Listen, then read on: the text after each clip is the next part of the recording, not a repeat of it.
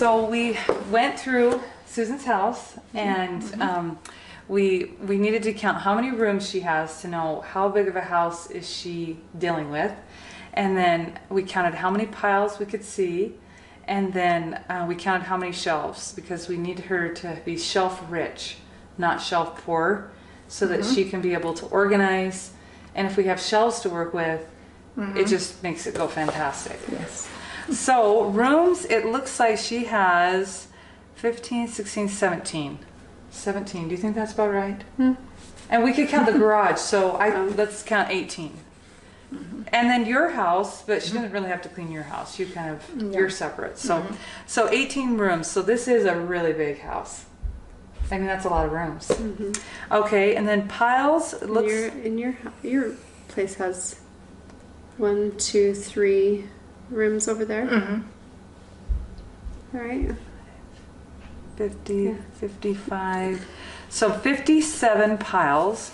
We saw 57 piles. I mean, we counted like a bed that's not made. You know, that's kind of a pile because there was 3 blankets, and you know, it's fine. Piles aren't who we are. We're, you know, children of God. We're not piles. Okay, and then shelves. It looks like we have 5, about 80. So I think you are a little shelf poor. In the garage, I didn't actually see. Are there shelves in the garage? Thanks to Lynn. Lynn is our wood maker. She really is. She's a. Okay. How many would we say that we have in the garage? Starting on my side, you have all those overhead bins. And then under my ramp, you have storage. Then you have my work table that has storage and storage and storage. And then Jared has his tool storage. Probably 20 to 40. And then on your side of the garage, you've got all that other stuff. So. We've got quite a bit of storage in the garage. Okay, so maybe we have 110 shelves. Well, the garage really helped. Awesome. Yeah, we do have that storage in there. But I did notice, like, so you can, like, there were a lot of closets that were kind of being underutilized. For sure, yeah. And so we could either pop shelves in, you know, the nice Melanie shelf you can get from Home Depot, and just, you know, put a wood here, here, here with an L-shaped bracket, and put in shelves. Or there's this IKEA organizer. It's my favorite. It's called the K-Lig, K-A-L-L-I-G, and it's an 8 cubby unit. And you can either put it down horizontal or vertical, and it's $65. And I have like 4 of them, and me and my boys have put them together. You don't need a dad to help. They're just awesome, and they're really cheap, and you can take it with you to your next house. So anyway, those are 2 options. Okay, that's kind of what we're talking about, right? You all also have your storage bin out there. Oh yeah. That keeps a lot of things out of the garage so we can use the garage. Okay, so should we count that as 1 more room? Oh yeah, we could do that. And you have a trailer you just got. We could technically call that another. That's where all our camping gear is gonna go. That was in the 1 room. Okay, so we'll count that. So maybe you have 20 spaces that could get organizing attention sometime in their life. Okay, so next we have to decide which 4 rooms that you want to work on this month. So primarily the pantry, the laundry, the toy room, and I think the master. The master would be great. Okay. Then you could have more of a haven. Yeah, we could do that. Okay, awesome. So now you need to choose which room that you want to tackle first. Probably the pantry and the laundry. It's just as... Yeah, I think maybe let's do the laundry first, and then the pantry, and then do the master, and then the toy room. Sure. Okay. Yeah, we could do that. It'll stay done that way. What's that? And stay done? It'll stay done a little longer. Oh. Oh, this is going to stay done. You're going to be amazed. Okay, so now I'm going to teach you the 8 steps of the organizing, and then we'll just kind of wrap it up. Okay. So there are 8 steps in the organizing system. I got this scripture that I had this lifelong dream to be in a pageant. And I watched the Miss America pageant when I was a little girl, and I had this gorgeous red curly hair, and after I watched the pageant, I cut off all my hair. And my mom's like, "What did you do that for?" And I said, "Well, I wanted to be a beauty queen." And she was like, oh, Crystal. But anyway, I still had that dream when I was a senior in high school. So I was going to compete in the pageant, and then I learned about the swimsuit competition. And I had never had like a Barbie body, and I had never exercised either. And I was like, oh my goodness, my lifelong dream is gone. And then I was reading the scriptures, and I read Philippians 4:13, and it said, I can do all things through Christ which strengtheneth me. And when I read that, I was just like, I can do the pageant. It says all things, not just some things. I can do it. So I was in the pageant. I got first runner-up. It was Wonderful. awesome. It was just awesome. So, but I learned that scripture. It has got me through so many things, so many hard things. You know, I just quote that scripture to myself, and I accomplished things I never thought I could. You know. So the phrase, the acronym that you want to use is I can do it. So I hope you remember that scripture. That's the foundation of the system. I can do it. So I can is the 4 thinking steps, and do it are the 4 action steps. So most of the time people get frustrated, angry, emotional, you know, and then they just start shuffling things. But they don't really design a great plan. And then the plan doesn't stay working. So step 1 is imagine. So you need to imagine for your space what would be your ideal day in that space. And you have to imagine for 90 seconds. And then write down what you imagine. And it's scientifically proven that you have to imagine for 90 seconds, and then your brain will go to work to make it happen. You can't imagine for 10 seconds. You have to do it for 90 seconds. So then the next thing is create motivation. So you're creating motivation because you have a buddy, you have me, we have a 4-week goal. I mean, like there's a whole 25 ways to motivate yourself if you get stuck in the book. So just go to that. And then the 3rd step is assess. So this is where you assess in the room 3 P's: the piles, the personalities, and the purpose of the room. So the piles, like we did, went around and counted. So you just go into your room, you count how many piles are in the room, and then you address, okay, why is the pile there?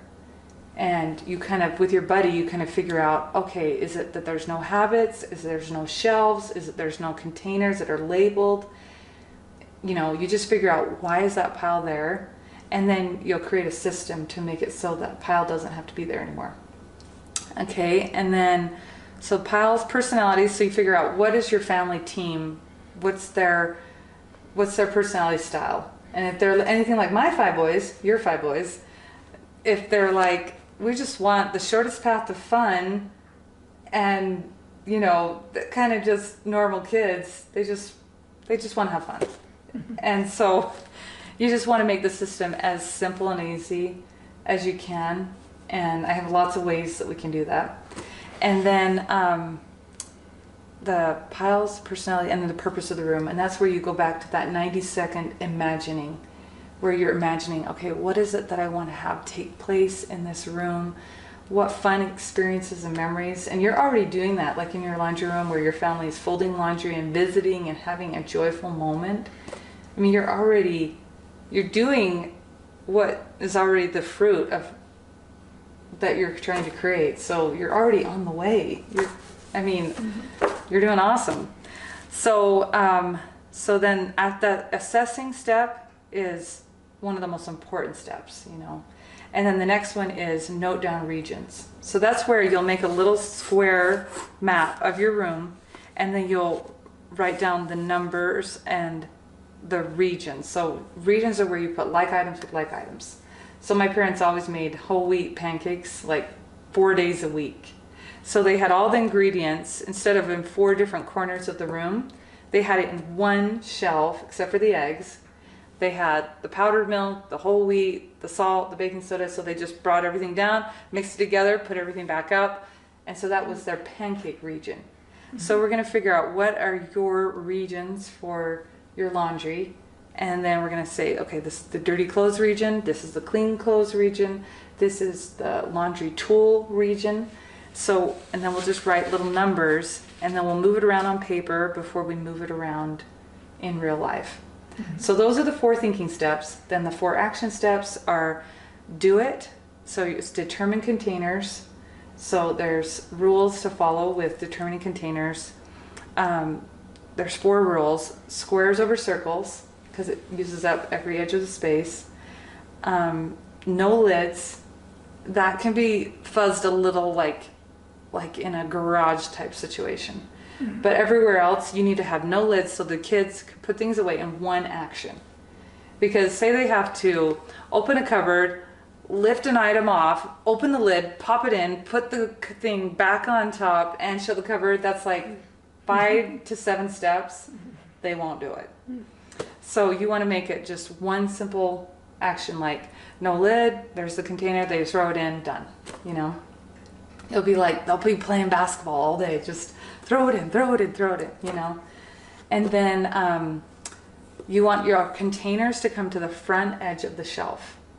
So say you had in your bathroom, you had a thing full of toothpaste. If it doesn't come to the front edge of the shelf, they'll put the toothpaste in front of the container instead of inside the container.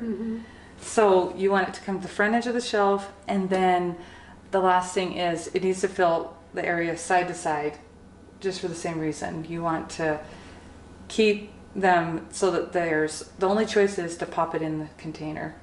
And sometimes you might even, for the container to come to the front edge of the shelf, like in top of my fridge, it's like I have my medicine stuff and I have this really deep fridge space. So I had to put a box, and then my 3-drawer unit is in front of the box so that it's just, you know, there isn't like this foot of empty space for them to just throw the things.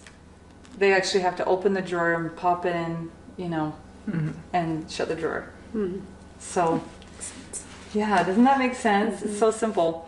Okay, and then, so those are the 4 steps, and then finally, step 6 is organize. So that's where we're going to speed sort, and we're going to have 5 boxes: a trash, other room box, action box, donate, and storage box. So the secret to organizing is to stay in the space you're organizing, which sounds really simple, but it's just that we get distracted. Like, you know, we'll be working on the laundry room and they're like, go into a room, put something away and think, oh, I got to do this. And then instead of getting a lot done in our hour, we got 4 projects started instead of 1 project finished. I do that often. That's just how moms are. We're always like, okay, we don't pass it up, we pick it up. And so we're constantly, you know, putting out fires everywhere, you know, but we're gonna focus and it'll be better. So those are your speed sorting boxes. And then I'll bring, this is my labeling tote. And so we've got all these different fun ways to label. So we're going to, step 7 is to inscribe or label. So there's all these ways that we're going to label, and your kids are going to be able to, if they can't read, then we can draw a little picture, put a clip art.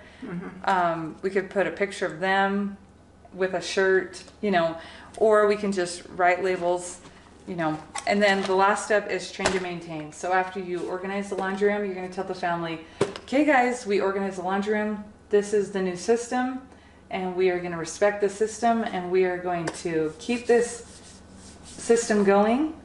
And anyway, so those are the 8 steps. Do you have any questions? So are you going to come back on Tuesday and then help me with each room? Is that what you're doing? Yeah, okay. I'm going to come once a week for a month. And Woohoo. is that great? Yeah, I didn't realize that. I thought you kind of just left me on my own. And I was gonna do no it. way. Oh. I'm totally going to help you. I want you to get it. I want you to have success. You know, I mean, That's a lot for you. well, I want to help people create joyful oases in their home, and I want to, you know, make movies. And so the more I can sell stuff, the more I can produce my little cartoons to teach kids how to clean their room. And Wonderful. you know, it won't this be fun? Yeah, so it's awesome. Thanks. Okay, well, this is Crystal Meldrum with OrganizeYourJoy.com, and I'm excited to help Susan on her journey. And tell me your name again. Lynn. Lynn. And Lynn is going to help Susan on her journey. She has a wonderful buddy, and she has another friend that's going to help a little bit on weekends maybe too. So you'll be amazed how much you're gonna get done. This is awesome.